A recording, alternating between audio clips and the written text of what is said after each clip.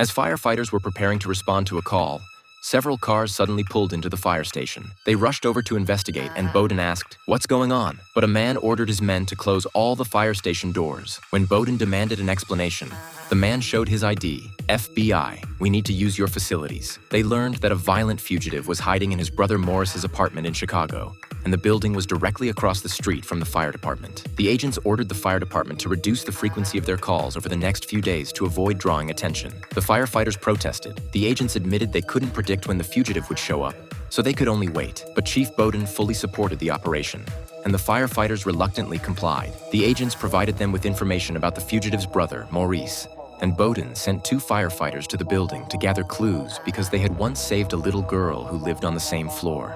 They visited her family. One talked to her father while the other searched the area. He approached Morris's door and listened carefully. Suddenly, the door opened. "What are you doing?" the man asked. "Routine fire department inspection. Just verifying the storage of fire extinguishers," the firefighter explained, advising Morris to prepare the fire extinguishers before hurriedly leaving and calling his partner to follow. The man watched them leave. They reported to the agent that there were guns in the apartment, but the agent snapped. "You scared the target," the firefighter retorted. "We didn't reveal our identities. We're professionals." The agent was still furious. That night, a brick shattered the fire station's window. Everyone rushed to the back, caught up with a person, and ordered, "Put your hands up and turn around." It was a young boy. The firefighters panicked and explained, "We know him. He lives nearby." The agent asked who had instructed him to do this. The firefighters interjected, "Because we missed our usual playtime with him due to the ambush operation, he got angry. It was an accident." Just then, the agent received word that the fugitive had appeared at the north entrance.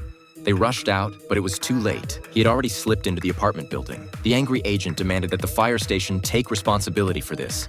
Now there were over 10 hostages inside. "Blaming each other won't help," the firefighter said. "Let's solve this problem." The boy said, "I apologized. What else do they want? Prison? I don't want to go there. It's terrifying." The firefighters promised to protect him. They devised a plan: start a fire and evacuate all the residents. Casey called the little girl's father. "Want to return the favor? Sound the fire alarm for the building." He agreed immediately. The operation began. They entered the building and evacuated the residents one by one. When they reached Morris's door, they knocked and ordered him to evacuate. There was no response. They continued knocking, and just as they were about to force their way in, the door opened. "We're fine. There's no fire." But the firefighters insisted. "Safety first. You must leave." His wife tried to leave, but he stopped her. "Maurice, let me and Marco leave, please."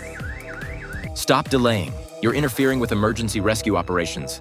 The firefighters forced the door open. Inside, the man aimed his gun at them. "We're just checking for the source of the fire," they said. He ordered them to leave, but they refused. He pressed the gun against a firefighter's head and dragged him outside. At the corner, agents were already in position and surrounded the fugitive. The firefighters broke free from the threat, and the fugitive was subdued by authorities.